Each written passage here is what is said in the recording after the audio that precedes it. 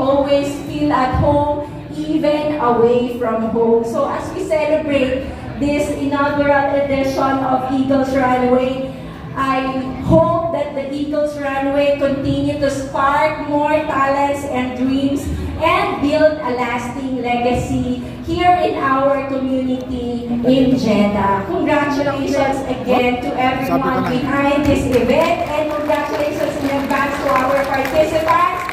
Magandang hapon po muli at mabuhay po tayong lahat.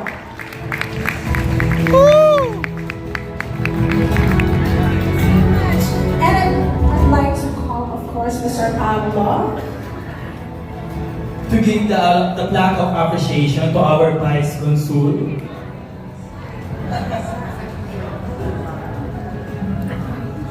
This plaque of appreciation presented to Honorable Ms. Crystal Rabanal, our Vice Consul, Philippine Consulate General in Jeddah. Message as a guest speaker during the Grand Finals of the Eagles Runway Season 1. Held on Layali Al-Nur Wedding Hall, Jeddah, KSA, your words of wisdom, leadership, and encouragement have uplifted the participants and audience, creating a lasting impact in this milestones event. Once again, with our deepest gratitude, Ms. Honorable Crystal Rabanal.